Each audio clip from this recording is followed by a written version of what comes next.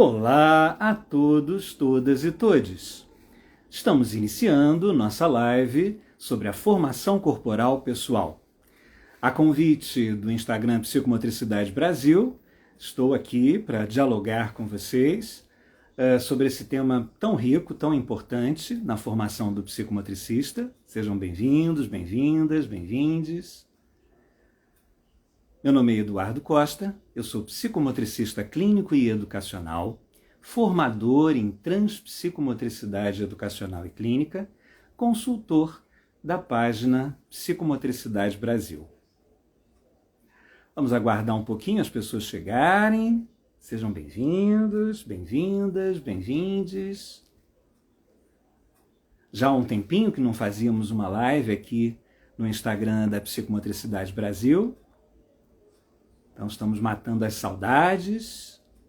Espero que esse momento seja bastante elucidativo, já que há muitas dúvidas sobre a questão da formação corporal e do seu papel na formação do psicomotricista, na constituição de um psicomotricista. Só mais um minutinho. Lembrando que é um espaço dialógico, um espaço de bate-papo, então fiquem à vontade para trazer suas questões, suas perguntas, suas observações ao longo de toda a fala. Teremos mais ou menos 50, 60 minutos de trabalho hoje, para tratarmos de uma forma abrangente desse tema tão interessante, tão complexo, que é o tema da formação corporal do psicomotricista. Bom, vamos dar início então oficialmente, aos trabalhos. Eu queria começar com um questionamento, Por que uma pessoa deseja se tornar um psicomotricista? Isso é algo muito importante quando estamos falando sobre a principal etapa do trabalho formativo desse profissional da saúde mental. Por que desejar ser um psicomotricista? Bom, vou compartilhar um pouquinho com vocês a minha trajetória, que já tem mais de 35 anos, como formador há 23 na transpsicomotricidade, mas mais tempo como professor das pós-graduações da Universidade do Estado do Rio de Janeiro durante muitos anos. E tudo começou, a minha relação com a psicomotricidade, ela começa na minha graduação. Acontece um fenômeno interessante, principalmente no início da psicomotricidade no Brasil, que ela acabou sendo representada por diferentes profissões de base em diferentes estados e regiões do Brasil.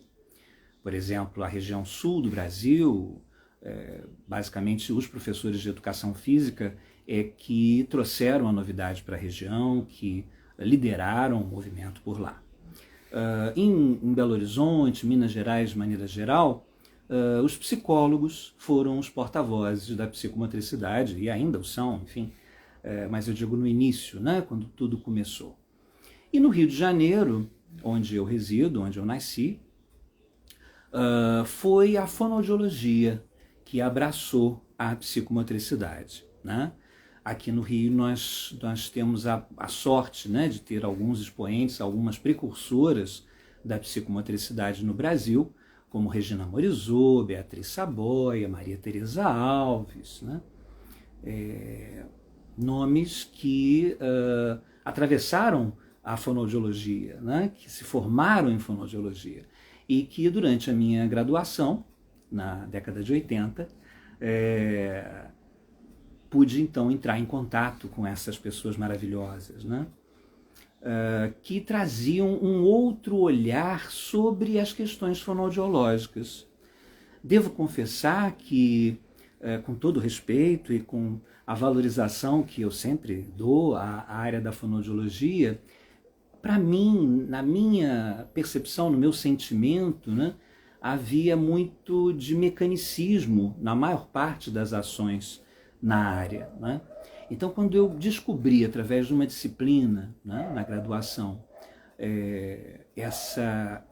a primeira vez, depois aconteceram outras disciplinas e outros cursos, dentro da própria graduação de psicomotricidade, se vislumbrou uma outra possibilidade de relação com o humano, uma possibilidade que incluía a minha corporeidade, que incluía a ludicidade e que me parecia mais abrangente do que o que eu estava aprendendo na minha graduação, né? Volto a dizer, com todo respeito pelas grandes profissionais que me deram aula. Logo que eu comecei o estágio, né, na graduação, eu tive também a sorte, a imensa sorte, de ter como supervisora a professora Isa Pereira de Matos, que infelizmente não está mais entre nós, que também era psicomotricista, era fonoaudióloga e psicomotricista. E eu fiz então uma proposição a ela de que eu transformaria os atendimentos que eu estava realizando lá no PAN del Castilho, posto de atendimento médico no subúrbio do Rio, em práticas, eu transformaria através de práticas psicomotoras com as crianças que trouxessem patologias fonoaudiológicas, disfemia, gagueira, né? Para quem não conhece a terminologia fonoaudiológica, né? As trocas de letras, que é a dislalia, as dificuldades de aprendizagem, né? As dislexias, as dificuldades de aprendizagem de maneira geral. Então nós formulávamos pequenos grupos e a partir dessa... Boa noite, querida Juliana, que bom, sim, dei aula na Cândido Mendes já há muitos anos, durante muitos anos e há muitos anos. Que maravilha, Juliana, fico muito feliz. Então esse foi o primeiro movimento, né? Percebendo que a psicomotricidade tinha uma eficácia muito grande no trabalho, na abordagem das dificuldades de comunicação e que através da minha própria corporeidade, naquele momento eu tinha poucos conhecimentos, né, ainda muito teóricos, né, eu trazia um nível de ajuda muito diferenciado, né. Então logo foi possível, né, porque as formações que vinham ao Brasil semestralmente só permitiam que nós aderíssemos a partir da finalização da graduação. Quando eu finalizei a graduação, eu comecei a formação com o grupo Lapierre, que vinha ao Rio de 6 em 6 meses, né? Mauro Vecchiato, Anne Lapierre, André Lapierre, foram alguns dos Vitor Garcia, meu grande guru, meu grande mestre, foram alguns dos profissionais que vinham ao Rio regularmente formar psicomotricistas, né? Formar esses profissionais que se tornariam psicomotricistas no Brasil. Depois, ao longo desse período, também eu fiz a formação com Françoise Desobot, uma outra francesa que vinha sistematicamente ao Rio também oferecer formação. Com ela eu não fiz a formação completa, fiz apenas uma parte. E logo a seguir, Bernard Couturier começou a vir ao Brasil. Eu já estava atuando há bastante tempo, né? Eu já tinha concluído as outras formações e tinha feito também formações com brasileiras, né? Como eu disse, com Regina Morizot, Beatriz Saboia.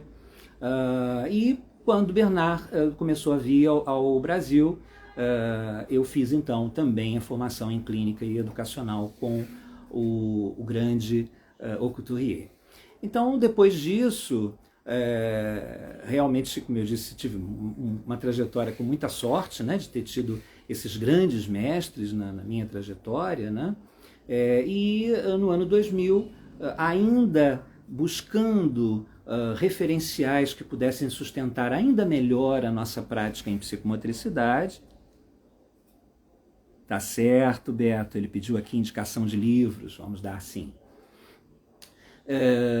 Então, ainda restavam questões, ainda restavam lacunas, né, epistemológicas que eu fui então conseguir encontrar no pensamento complexo, em Edgar Morin, e na transdisciplinaridade de Basarab Nicolescu. Foi aí que nasce a transpsicomotricidade, que é a formação que há 23 anos eu coordeno, inicialmente em parceria dentro da Universidade do Estado do Rio de Janeiro e depois de forma solo desde 2015, formando profissionais que eu afirmo que são de referência por terem realmente um mergulho profundo em todas as bases éticas, né, da formação do psicomotricista.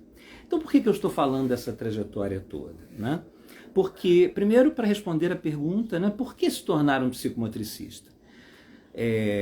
No meu ponto de vista, é porque há um diferencial nesse profissional, né? Algo que o habilita a realizar um trabalho diferente, não estou dizendo que é melhor nem pior, mas diferente dos outros profissionais, né?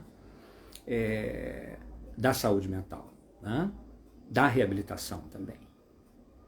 Então, o que me chamou a atenção foi a possibilidade desse envolvimento corporal desse profissional, coisa que não era uma premissa dentro da área que eu estava me formando. Então eu vou tomar a liberdade de usar um livro do meu amado Juan Milla, um querido amigo, um querido parceiro de psicomotricidade, um livro que está fazendo 10 anos esse ano. Na verdade, a segunda edição dele está fazendo 10 anos, porque ele primeiro foi editado em 2008 e depois a segunda edição ampliada em 2013. Então, o querido Juan, ele fala uma coisa muito interessante, porque aí as pessoas podem dizer, Eduardo, mas você citou aí formações todas que têm como base a psicanálise, que têm como base as questões mais, enfim, profundas do inconsciente. Sim, mas veja só o que o querido Juan coloca aqui nesse lindo livro, no capítulo 11. Sabemos que na psicomotricidade existem diferentes práticas e cada uma é produto de um marco referencial teórico determinado. Mas sim, há algo que singulariza a atividade de todos os psicomotricistas, independente da linha de trabalho com que se identifiquem. É utilizar o seu corpo, o corpo do psicomotricista, como instrumento do seu trabalho.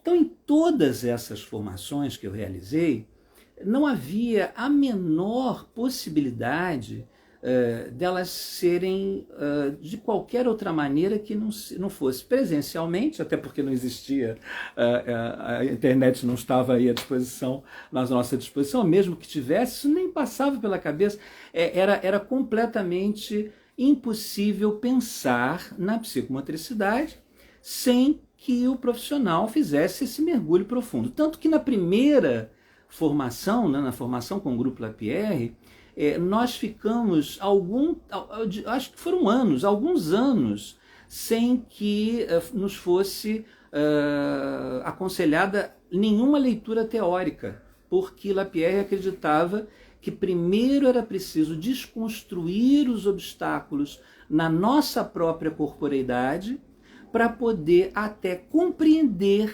a teoria que é dada nas disciplinas teórico-técnicas, né? Então, nesse momento, não havia questionamento sobre a formação corporal, né? A formação corporal era uma condição inevitável, desejada, né?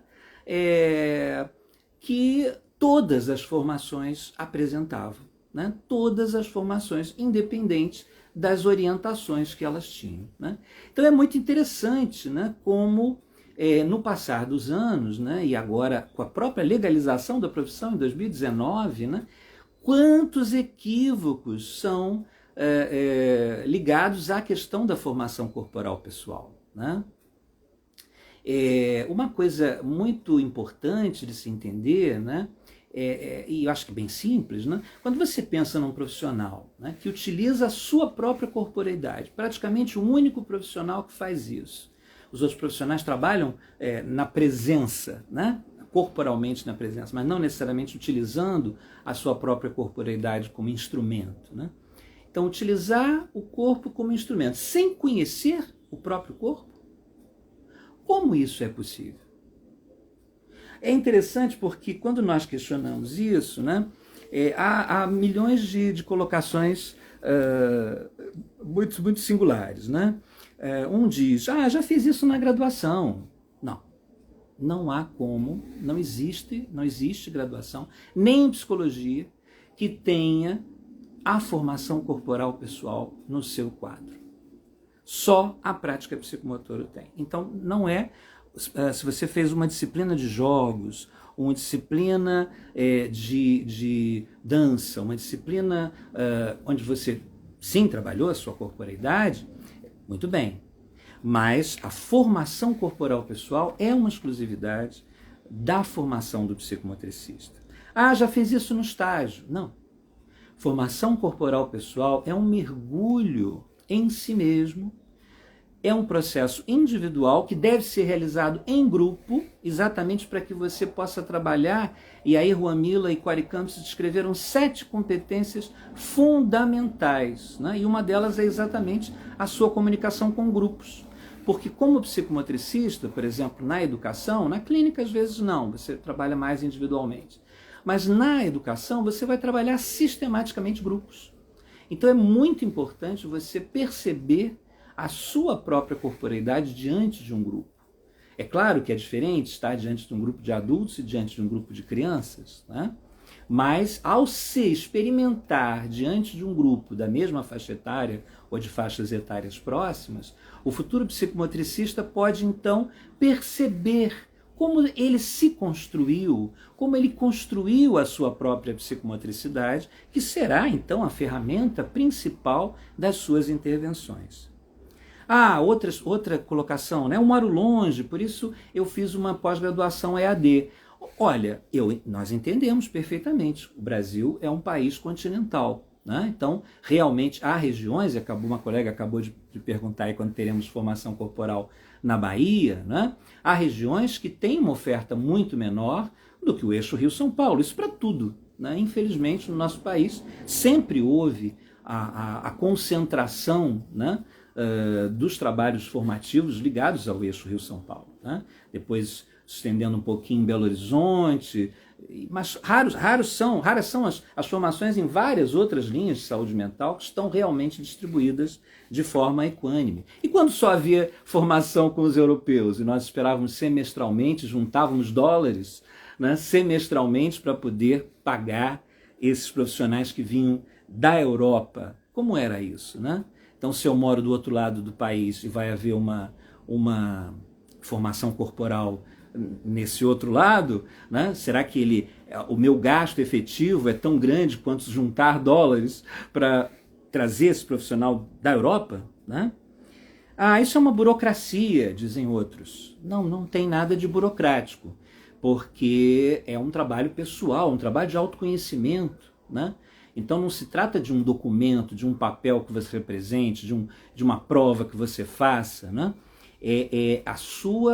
A sua história estará sendo colocada em jogo, apesar de não ser uma psicoterapia, né? A formação corporal pessoal, mas ela é um espaço de mergulho profundo na própria corporeidade, né? Então não tem nada de burocracia, né? E outros ficam colocando sobre a lei, né? Porque a lei nos coloca que até 48 meses depois da promulgação, aqueles que fizessem uma pós-graduação poderiam ser intitulados. E não se explicitou na lei que essa pós-graduação não poderia ser 100% online, né? Então as pessoas estão se baseando nisso para dizer, não, eu já sou formado, eu não vou fazer mais nada, eu não tenho que fazer nada, eu fiz 100% das disciplinas, eu entreguei o trabalho final e eu tenho um certificado e eu vou atuar nesse certificado. E aí nós queremos sensibilizar, né, essas pessoas, para que elas entendam, né, que não se trata de legalidade, se trata de ética. No momento em que eu vou me lançar no mercado para acolher bebês, crianças, adolescentes, adultos, idosos, casais grávidos, e afirmar que esse trabalho é um trabalho de saúde mental, de prevenção ou de tratamento, né? Afirmar que esse trabalho vai trazer eficácia, superação de obstáculos, sem que haja uma formação adequada desse profissional, sem que ele nem conheça a sua corporeidade, é algo muito grave, muito sério, né? Exatamente porque essa lacuna ela não é transponível por nada, né? Ah, Eduardo, mas eu faço terapia pessoal, isso adianta? Ah, já adianta bastante. Se você tem o acompanhamento de uma psicoterapia, já é alguma coisa, né? Já tem aí uma base ética interessante, especialmente se você é clínico, mas também se você trabalha na área da educação, né? Mas ainda assim não é suficiente, porque há determinados aspectos que só vão ser trabalhados dentro de um enquadre da formação corporal pessoal. Só para vocês terem uma ideia mais clara, né? no mesmo lindo livro do querido Juan Milla, ele nos faz uma provocação interessante, né? Ele diz que nas práticas psicomotoras a gente está muito interessado, né, a maior parte das vezes, no corpo do outro, no corpo da criança. Que bom, Marlon. Marlon é um querido também formador em formação corporal pessoal, está trabalhando na pós-graduação lá em Minas com a querida Deise Campos. Bem-vindo, querido. Então o Juan, ele coloca uma coisa muito interessante, né, porque ele questiona onde estão as nossas torpezas, em espanhol, né? Onde estão as nossas, a nossa parte desajeitada, o nosso mau jeito, os nossos vazios do nosso autoconhecimento. O que o corpo do psicomotricista tem a ver com a prática psicomotora, né? Então ele questiona, porque aí é importante nós fazermos uma pequena digressão, né? Conforme nós vamos crescendo, nós nascemos, né? O próprio ato de nascimento, muitas vezes, ele já é violento para muitos, né? Já traz uma série de marcas que podem dificultar o próprio avanço na fase de bebê, né? Então, vamos dizer, já passamos por um momento delicado ao nascermos.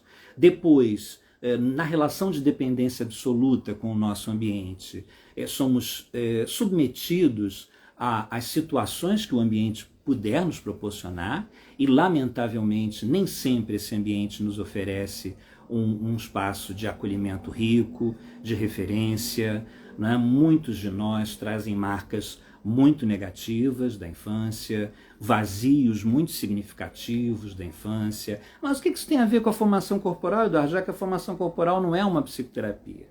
Ela não é uma psicoterapia, mas ela é profundamente terapêutica, porque ela abre espaço para você se encontrar com este caminho constitutivo da sua subjetividade, da sua intersubjetividade, né?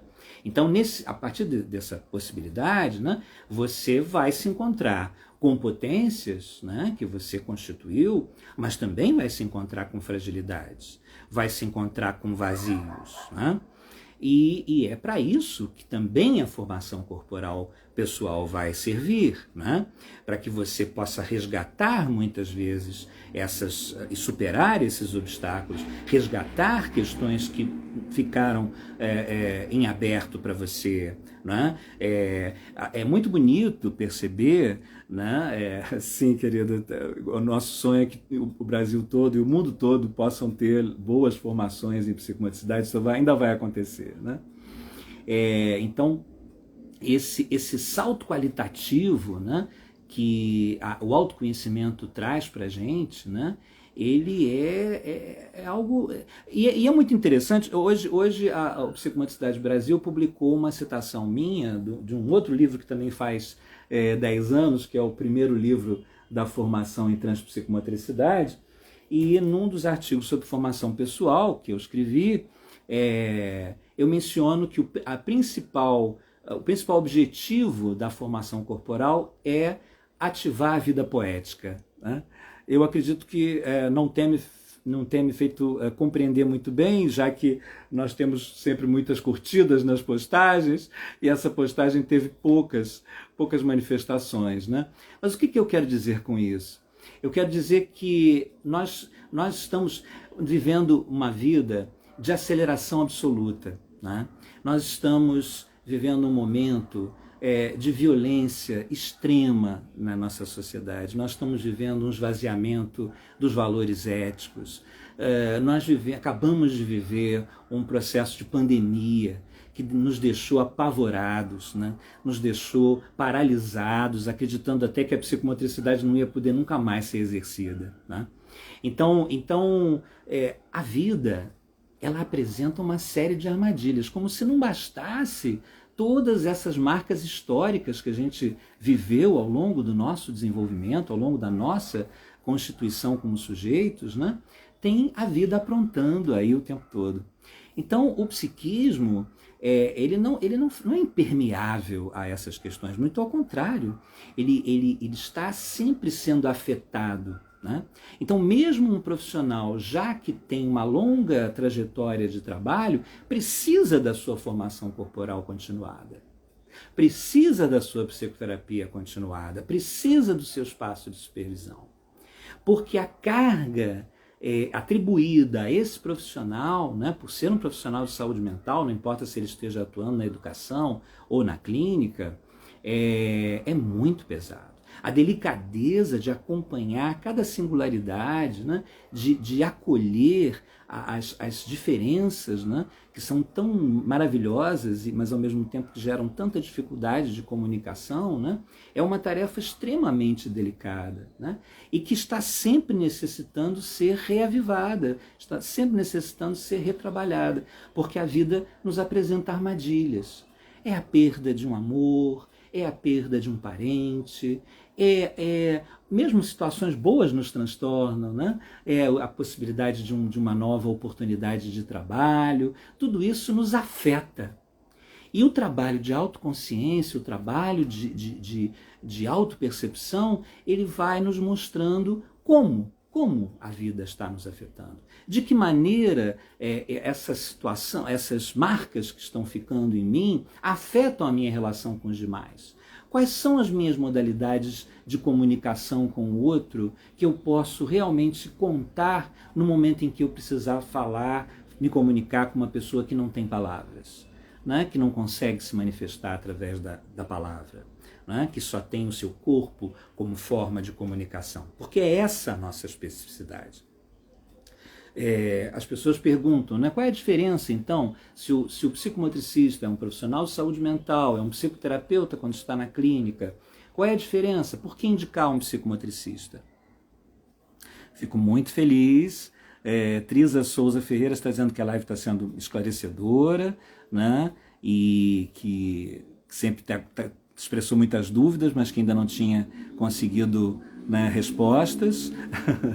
Então eu espero realmente que a gente possa estar esclarecendo e continuarei à disposição para continuarmos a trocar e continuar a esclarecer mais ainda, né?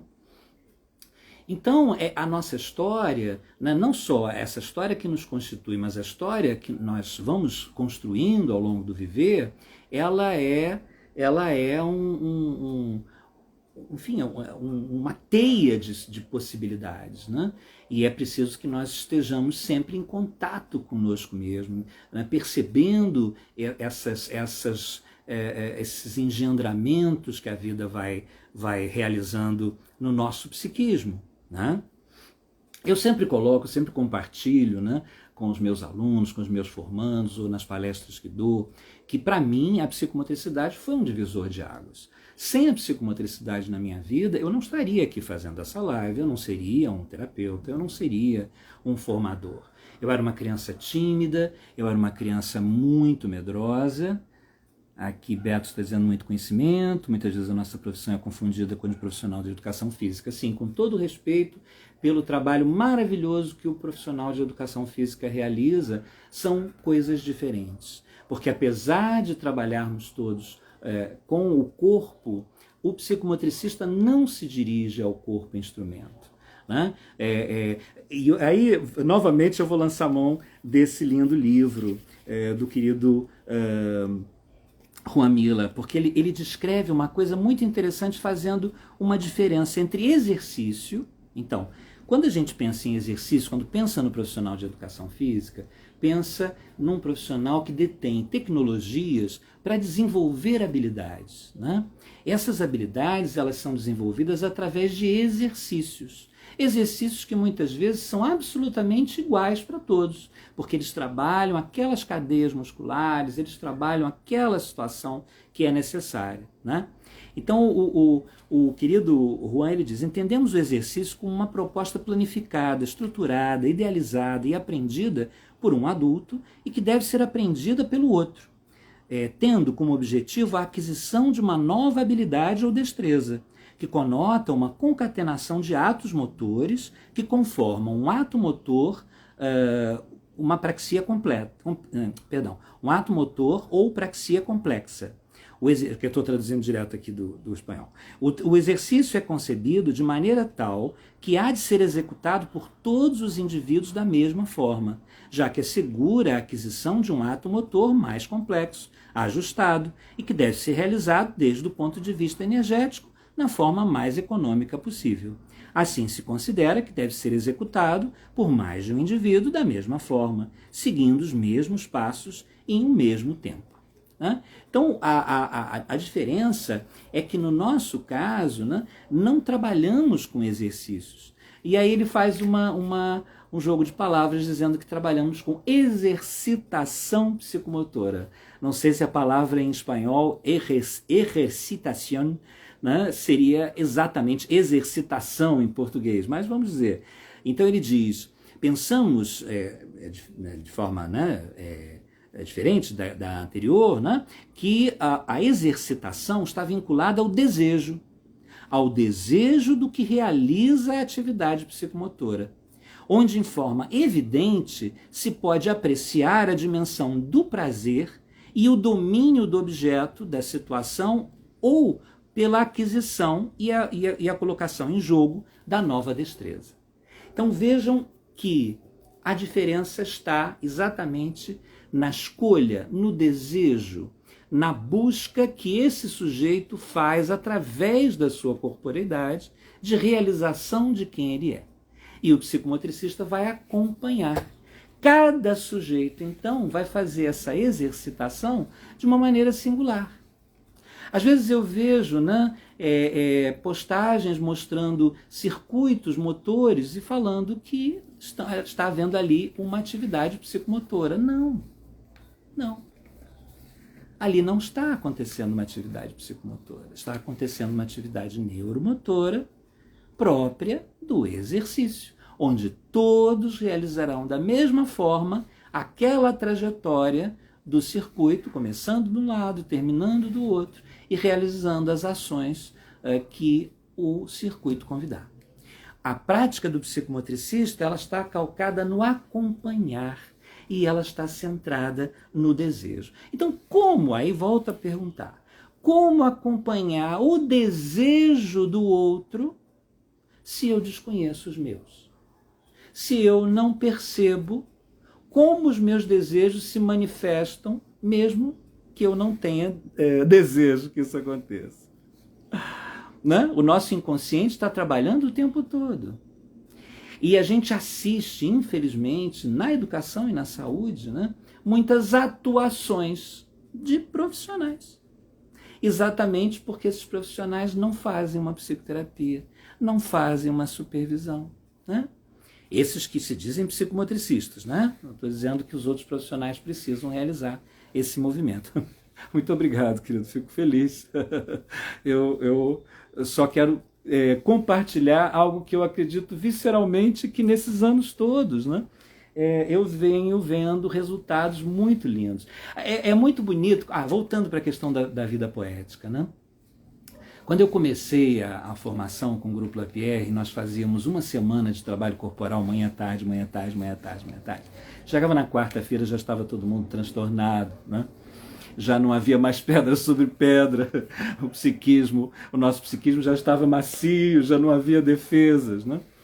E era lindo de ver que esse processo nos afetava de tal modo que no semestre seguinte, ao chegar no grupo, né, nós víamos pessoas com cabelos de cores diferentes, com cortes diferentes, roupas diferentes. Isso parece pouco, mas é o transbordamento dessa modificação interna. Né? É muito interessante também, um outro fator, nós sempre tivemos um número de mulheres muito grande, né? nas práticas psicomotoras, nas formações em psicomotricidade, infinitamente maior do que os homens, né? Então era muito interessante também ver, né? Porque as formações trabalhavam muito a perspectiva da agressividade, né? Entendendo que a agressividade vem do latim, a palavra agressividade, ad gredior, significa movimento em direção a, não tem nada a ver com destrutividade nem violência, né? Então, quando surgiam situações de trabalho onde a agressividade era convidada, muitas mulheres, né? E eu estou falando aí da década de 80, né? Muitas mulheres, ainda muito antes, não do feminismo, né, mas desse movimento mais pujante da igualdade, né, da equidade, viviam ainda muito amordaçadas e aprisionadas em ditames, né, familiares, maritais, enfim. E era lindo de ver, né? Não, eu estou falando dos outros, mas eu estava vivendo a mesma coisa, obviamente, no meu próprio desabrochar. É que isso é diferente nas questões do masculino e do feminino. Então a gente via, né, algumas mulheres encontrando a sua força, né, que se achavam frágeis, que se achavam, né, sem um homem ao lado, desatendidas, né, e que descobriam a sua força, descobriam que não tinham nada de desatendidas e que não precisavam, claro, todo mundo precisa do outro, né? Mas que não precisavam de ninguém para ser elas mesmas. Aqui a Mila, psicomotricista, que está comigo num grupo de estudos sobre o pensamento complexo, diz: partilho do mesmo pensamento, a psicomotricidade mudou minha vida. Tudo tem um novo sentido. Feliz em acompanhar a live. E amanhã é o segundo encontro do grupo de estudos de complexidade e educação. Sim, querida Mila, né? Tá sendo um prazer esse movimento também lá com vocês. É isso, né? É por isso que, para quem realiza essas formações, é claríssimo o sentido, a importância, né? Então, recapitulando um pouquinho, né? Deixa eu ver como é que está o meu tempo, né? Porque eu não quero ultrapassar realmente, senão fica muito difícil até de assistir o vídeo depois, né? Então, recapitulando, né? Quem é o psicomotricista? O psicomotricista é um profissional de saúde mental que, mesmo atuando na educação e na prevenção, não deixa de ser um profissional de saúde mental preocupado com a saúde psíquica, com o desenvolvimento pleno de potenciais, né? Com o acolhimento de toda e qualquer diversidade, né? Então, o psicomotricista é esse profissional que utiliza a sua corporeidade para intervir em prol da saúde do outro, né? Ou do grupo que ele está acompanhando. O que é a formação corporal pessoal? A formação corporal pessoal é uma condição para que esse profissional se constitua, já que sem o trabalho de autoconhecimento e de percepção da própria psicomotricidade, é impossível usar o corpo de forma consciente para atuar com os indivíduos e os grupos atendidos. A quem se destina? A toda e qualquer pessoa que deseje ser um psicomotricista. Aí temos dúvidas que surgiram também, que vieram, né, pelo próprio Instagram. Serve para todo o público? Pessoas atípicas e típicas? Como hoje nós temos, né? Professor, não encerra a live antes de indicar 3 livros. Tá certo, querido.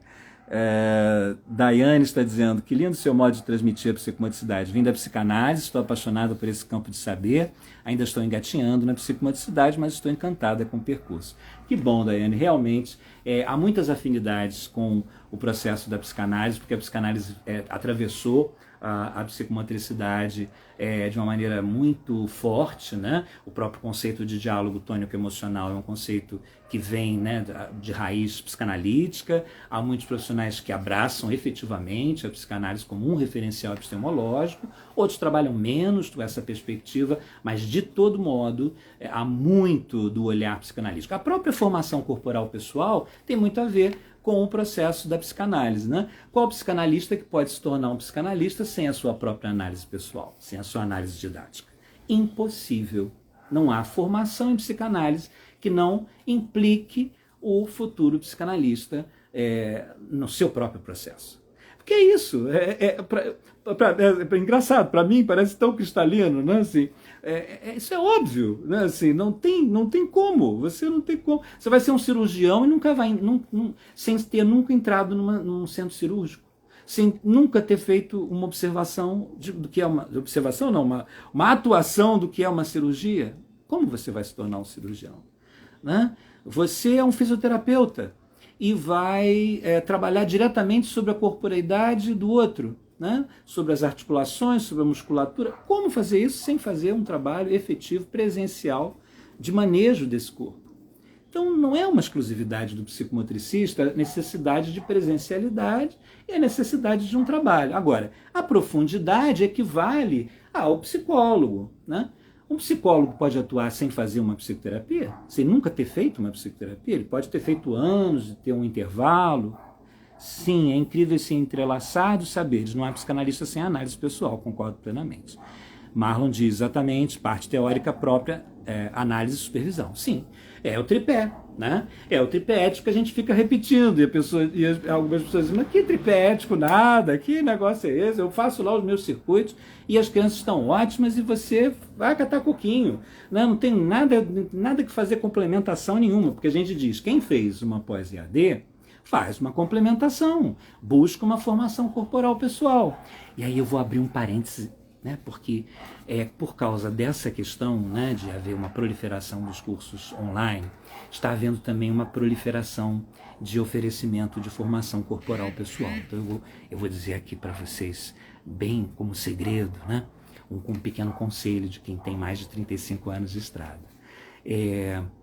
Procurem os profissionais que dedicaram a vida a formar outros psicomotricistas para fazer suas formações corporais, porque há pessoas muito bem intencionadas, né, mas que não estão preparadas, né? Então, existem jovens que já estão começando essa trajetória lindamente, como o próprio Marlon, mas não são todos os profissionais que estão aí oferecendo esses espaços soltos, fora das formações, que estão realmente habilitados. Então procure saber, procure ver o currículo da pessoa, procure saber. Existem 14 formações chanceladas pela Associação Brasileira de Psicomotricidade. Ali já tem pelo menos 14 caminhos para você fazer a sua formação corporal ou mesmo uma formação completa, né? Se não, procure saber do currículo daquele profissional que está oferecendo, né? Se ele é um sócio titular da Associação Brasileira, né? Se ele está respaldado por profissionais mais antigos. Juliana Vital diz, a psicomotricidade me levou à psicanálise, depois a especialização em neurodivergente pela Fiocruz. Fiocruz é minha paixão, eu fiz mestrado, doutorado na Fiocruz, amo a Fiocruz. Marlon diz, obrigado, querido, comecei na psicomotricidade ainda como criança, com 10. 10 anos de idade, que lindo. Sim, Marlon é discípulo da grande Susana Cabral, né? Herdou o consultório de Susana quando ela se recolheu para outras atividades e não atendeu mais, né? Um profissional realmente muito, muito bem formado. Sou fruto desses anos todos que vocês se dedicaram, exatamente, querido. Muito bom ter você conosco. Então, voltando à nossa recapitulação. Então, a quem se destina? A toda e qualquer pessoa que esteja desejando ser um psicomotricista. Atípico e atípico? Sim, porque hoje nós temos, né, com a beleza da aceitação das diversidades, nós temos terapeutas que são, por exemplo, que estão dentro do espectro autista, né? Então, que venham todos os sujeitos que desejam esse lugar, né? Agora, é preciso disponibilidade, porque alguns irão enfrentar algumas dificuldades inerentes à própria relação corpo a corpo, né? Por que então fazer? Eu acho que já está claro, né? Assim, porque sem corpo não existe psicomotricista, né? Amanhã a Psicomotricidade Brasil vai fazer uma postagem muito engraçada, achei muito engraçada. Espero que vocês também achem, bem lúdica, que nós estamos na semana do Dia da Criança, sobre essa questão do porquê fazer uma formação corporal pessoal. Então, com quem fazer já falei, né? E quais competências são desenvolvidas? Muito rapidamente, né? Eu queria mencionar uma lista que foi forjada pelo querido Ruamila e a querida Cori Camps, né? Em que a gente tem a gente pode vislumbrar, né? Os 7 aspectos fundamentais, né, que estão em jogo quando a gente trabalha a formação corporal pessoal. Deixa eu só abrir aqui para ir na ordem direitinho. Vocês podem ir se colocando, aprendendo muito com a Psicomaticidade Brasil. Que bom! O Instagram da Psicomaticidade Brasil, desde fevereiro desse ano, vem fazendo um movimento muito interessante assim, de fazer postagens diárias sobre a psicomotricidade, sobre autores que são afins à psicomotricidade, às vezes não são psicomotricistas estrito sensu, mas que são autores que sustentam, né, as práticas psicomotoras, né, tentando exatamente fazer isso, né? O colega falou dos livros, dos 3 livros, né? Nós temos algumas indicações, não são muitas, eu vou até sugerir que nós façamos mais indicações, né? Porque elas realmente não são muitas. Agora, eu sugiro, eu em vez de sugerir os livros, eu vou sugerir o site da professora Daisy Campos, por conta dele reunir os livros da Corpora Ediciones, que são livros excelentes em psicomotricidade. Né? Nós temos o livro da Transpsicomotricidade, nós temos o livro do Ruamila, nós temos o livro dos colegas espanhóis, nós temos o livro de colegas brasileiros, né? Então, Trisa, eventualmente há profissionais que oferecem trabalhos em várias cidades do Brasil, né? Então, São Paulo também é agraciado com workshops, né? E é só você ficar ligada também aqui no Psicomotricidade Brasil, normalmente é divulgado, no Instagram da Associação Brasileira também, né? Bom, então vamos rapidamente passar pelas 7 competências, né? A formação corporal pessoal, e um ponto interessante, que apesar da formação corporal pessoal ser um pré-requisito para aqueles que desejam se tornar um psicomotricista, ele também é fundamental que seja realizado ao longo de toda a carreira. Porque, como eu disse, as armadilhas da vida continuam. Então, eventualmente, a gente fazer um grupo de formação corporal, mesmo com muitos anos de prática, é muito rico, muito interessante, né? Para que a gente possa estar revendo, né, como está a nossa disponibilidade. Eu tenho tanto o Instagram da Transpsicomotricidade quanto o meu pessoal, que é Ed Costa, EDD _Costa. Mas tem mais materiais no Transpsicomotricidade, o Ed Costa é mais pessoal mesmo. Então vamos só dar uma passadinha rápida sobre as 7 competências, né? Primeiro, respeitar o enquadro de trabalho. Sim, a gente trabalha na formação corporal pessoal desde a capacidade de chegar pontualmente. Isso parece uma bobagem, mas é fundamental. Por exemplo, para um terapeuta, é importante que ele chegue antes dos seus atendimentos começarem, para que ele não chegue depois que o cliente já tenha chegado, para que ele possa organizar seu espaço de maneira adequada, né? Então, a pontualidade, né, o respeito ao enquadre, a questão da escuta, né, porque o enquadre de trabalho envolve também a escuta dos demais, não é só a pessoa, é por isso que é um trabalho de grupo, né, que ao mesmo tempo é um trabalho de desenvolvimento singular, individual, mas ele é feito dentro de um contexto, né, um contexto grupal, exatamente para você perceber que você não está sozinho no mundo, que você não é a única pessoa, né? Que você precisa ser escutado, mas você também precisa escutar.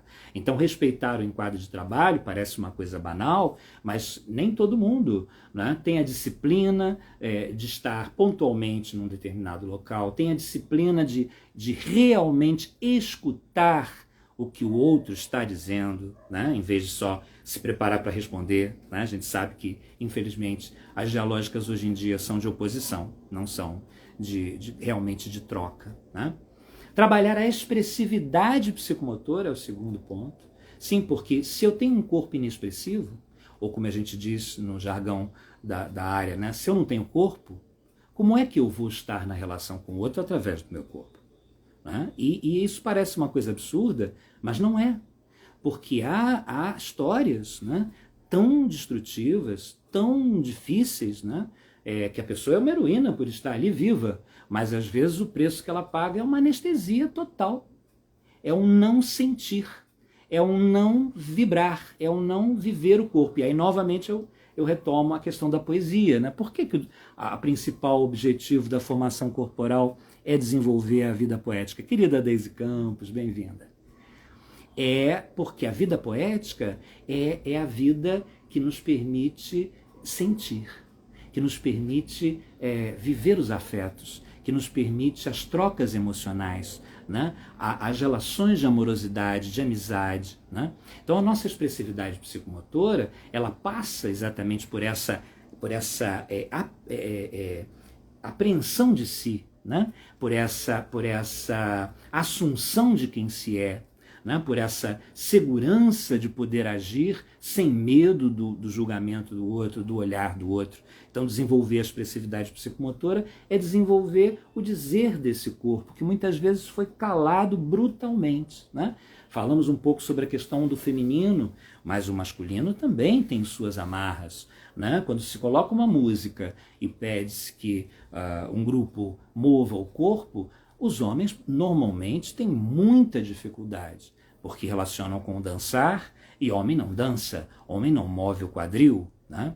Então, enquanto as mulheres têm uma dificuldade imensa de viver as suas agressividades, né, os vários níveis de agressividade, entre os homens é a sensibilidade, é o afeto, é a arte, é a amorosidade, que é um obstáculo, porque ele foi convidado a vida inteira a ser um homem de verdade, a ser um homem que usa a violência como forma de comunicação, né? Que usa o ser provedor, o seu poder financeiro para sobrepujar os demais. Né?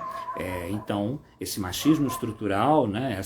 essa relação, ela acaba afetando, né, tanto mulheres quanto homens na sua expressividade psicomotora. Então, realizar uma formação corporal pessoal é resgatar essa expressividade, né? É abrir um espaço, que são raríssimos os espaços, porque mesmo, como eu disse, em psicoterapia individual, você não tem um grupo ali à sua disposição para se relacionar com você. Né?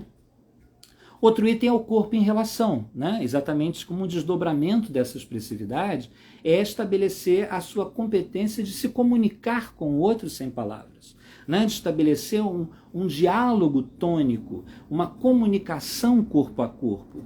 Isso é uma coisa que cada vez mais... Se na época que eu comecei, né, onde nós tínhamos uma liberdade de ação e uma infância muito mais livre nas ruas do que nós temos hoje. Né? Pessoas que passaram a vida inteira muitas vezes confinadas num apartamento, né? Que nem mover, simplesmente, né? Nem mover. Há crianças que... Outro dia eu estava escutando a querida Julieta Jerusalinski, né, falando que algumas crianças são rotuladas de hiperativas, né, mas quando você vai ver o contexto dela, ela mora num cubículo. Ela não tem... E qualquer lugar que ela veja um pouquinho maior, ela se agita, ela fica totalmente tomada pelo desejo da ação. Então, o corpo em relação a esse corpo que está livre para se comunicar, que não tem medo da proximidade do outro. Há pessoas que têm medo de ser tocadas, têm medo de tocar, porque a vida foi muito cruel com elas. Então esse corpo em relação, ele precisa ser desenvolvido, porque não é uma coisa que está dada, não é uma coisa assegurada no próprio desenvolvimento natural. Né? Outra é a disponibilidade para o grupo. Quantas vezes há pessoas que têm muita dificuldade de estar em grupo, de se colocar em grupo, né? De ter a paciência de escutar um grupo, né? Porque escutar 30 pessoas, 20 pessoas, né? Não é fácil, não só porque às vezes é enfadonho, sim, né? Algumas vezes, mas é por conta dos conteúdos também. Então, a disponibilidade para o grupo... estar na relação, para brincar com esse grupo, para viver as demandas desse grupo, que depois serão, obviamente, muitas vezes multiplicadas por 100 nos grupos que a gente vai trabalhar. A gestão emocional, sim, porque é preciso que eu não me misture com o outro. É preciso que eu não me identifique a tal ponto com o drama do outro que eu comece a sofrer junto com ele e não consiga mais ajudá-lo. Né? É interessante uma analogia, né? Se eu estou com algo que eu quero ver colado no meu nariz, eu não consigo enxergar. Eu preciso de um certo distanciamento, né, para conseguir enxergar aquilo que está diante dos meus olhos. Né? Então é preciso gestão emocional, não só para lidar com aqui e agora das relações, mas para lidar com a própria história. As histórias que chegam para a gente, muitas vezes, são muito tristes, muito difíceis, e que levam a gente a situações de profunda tristeza, muitas vezes, de muita preocupação. Né? Então a gestão emocional é algo que a formação corporal facilita. A articulação teórica e a articulação prática são os dois últimos itens. Né? Então, por quê? Exatamente pelo que eu falei em relação à própria formação Lapierre, que eu realizei, né, que hoje já é diferente, onde o André acreditava que não adiantava trabalhar a teoria, né, com alguém que ainda não tinha ultrapassado essa primeira etapa de um mergulho pessoal razoavelmente profundo. Né? Então, sem que a gente tenha essa experimentação corpomental, é muito difícil entender as teorias. Porque aí você vai falar na teoria, fusão, diálogo tônico-emocional, envelope estruturante, o brincar, a liberdade do brincar e os conteúdos simbólicos que o brincar está ali envolvendo. Isso é tão abstrato para quem não viveu no corpo essa possibilidade, né, que muitas vezes é impossível realmente, é impossível realizar sem que haja a formação corporal pessoal. Então o que eu estou querendo colocar, e agora já encerrando mesmo, né, é que a formação corporal pessoal é uma condição, é ela que faz com que a gente lide com esses imprintings culturais, né, que a vida nos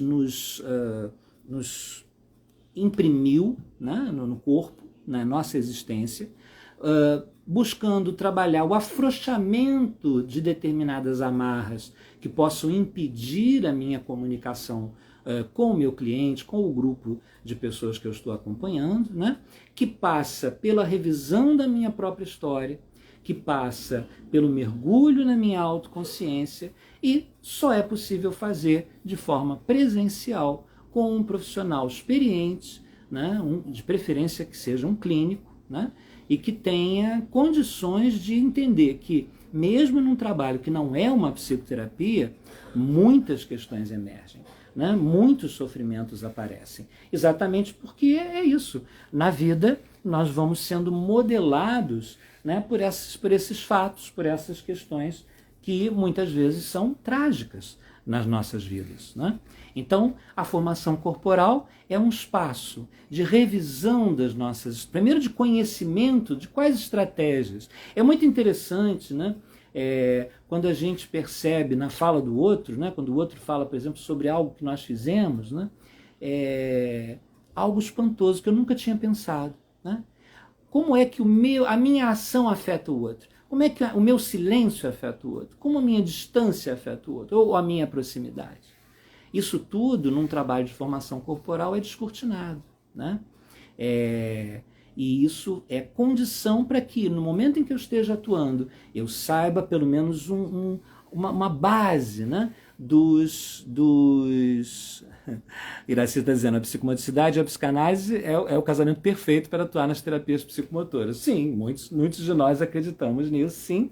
Eu além da psicanálise, né, na transpsicomotricidade, eu uso muito do pensamento complexo de Edgar Morin, porque apesar dele não ser um terapeuta, dele ser um pensador, né, ele tem uma sensibilidade, uma visão, né, sobre a complexidade humana muito interessante, que às vezes até ultrapassam, né, as grandes assertivas e realmente grandes descobertas que a psicanálise fez. Né?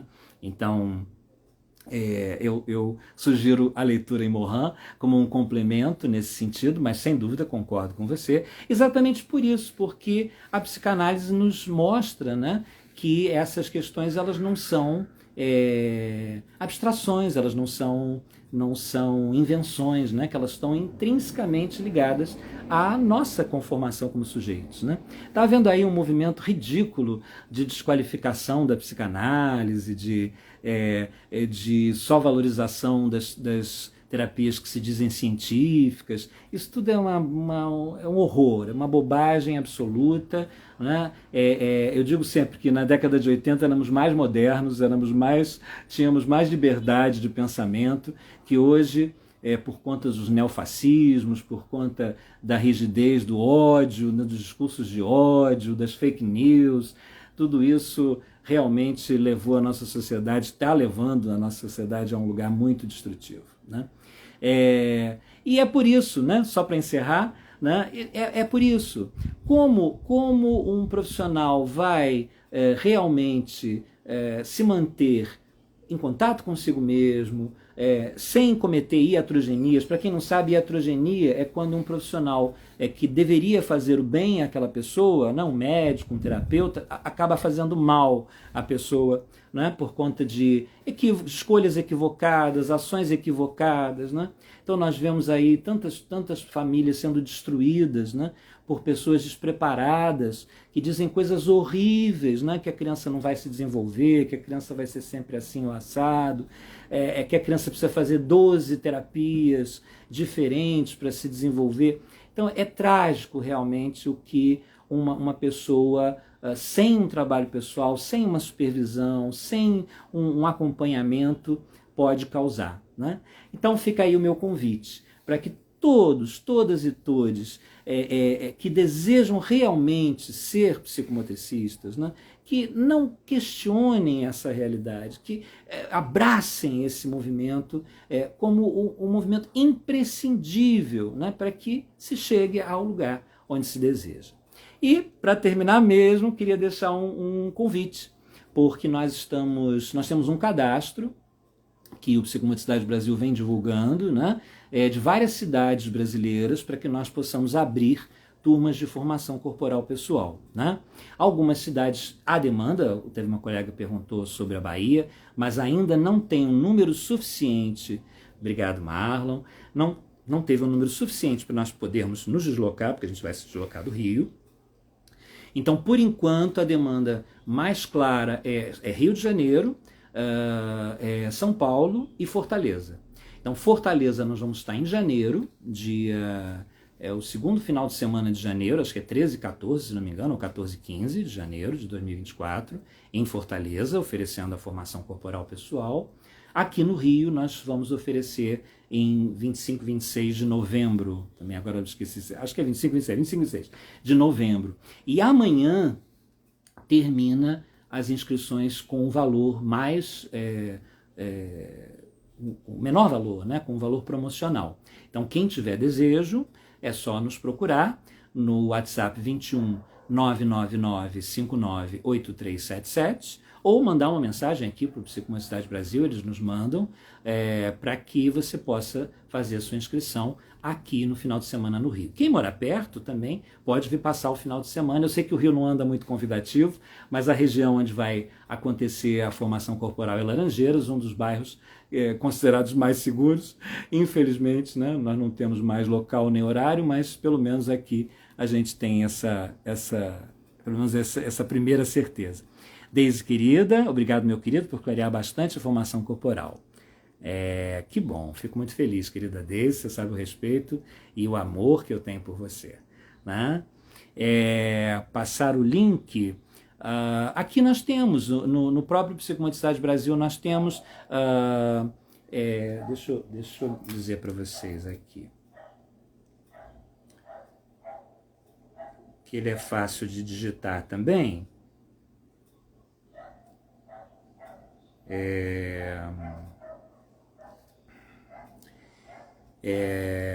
http://bit.ly com y, bit.ly /formacão corporal, tudo em minúscula, RJ. Então, repetindo, http, ou com S ou sem S, enfim, http://bit.ly /formacão corporal, tudo em minúscula, RJ. Tá? Quem quiser acesso direto à ficha, e até amanhã, no final do dia, o valor permanece o promocional, depois vira para o segundo lote. Tá bom? Livros que eu recomendo. Como eu disse, recomendo o site da professora Deise Campos, www.deisecampos.com.br, porque lá vamos ter os livros da Corpora Edições, muito interessantes. Eu recomendo o Conexões em Psicomotricidade, que nós publicamos pela Corpora, né? Recomendo também os livros de Susana Cabral, os livros de Nivaldo Torres. Enfim, os livros que estão lá são realmente livros de referência. E para aqueles que desejam conhecer as publicações todas, nós temos uma publicação aqui no Psicomotricidade Brasil, que são os livros brasileiros de psicomotricidade. Tem um link, inclusive um link na bio aqui do Psicomotricidade Brasil, para essa postagem no Facebook, onde estão praticamente, se não estão todos, estão 99% dos livros brasileiros, só os brasileiros, publicados sobre psicomotricidade. Alguns, infelizmente, esgotados, outros ainda à venda. Tá certo? Bom, estamos então chegando no finalzinho, já até ultrapassamos o horário que a gente tinha pensado. Eu espero que esse momento tenha sido útil para vocês, né? Me coloco à disposição. Espero que vocês estejam gostando das postagens aqui do Psicomotricidade Brasil, muitas delas sob minha coordenação, sob meu, como é que se diz? A consultoria, né? E algumas imagens também feitas por mim mesmo. E quando vocês desejarem outros temas, se comuniquem aqui com a Psicomotricidade Brasil, conheçam também as nossas redes da Transpsicomotricidade. É fácil com esse nome, que eu inventei um nome ainda mais complicado que psicomotricidade. É fácil, só jogar no Google e encontra muitas coisas. Tá bom? Bom, queridos, eu agradeço demais a presença de todos, todas e todes. E logo, logo a gente se vê novamente, tá bom? Espero que presencialmente em novembro alguns de vocês estejam aqui comigo no Rio, ou em janeiro em Fortaleza, também realizando a formação corporal pessoal, né? Eu venho dedicando a minha vida integralmente à formação de novos psicomotricistas, né? E posso garantir que vocês estarão em segurança, tá bom? Um beijo no coração de todos, todas e todes, e até breve. Essa live vai ficar aqui gravadinha, tá? Para aqueles que quiserem rever ou para os amigos que não puderam assistir hoje. Beijo!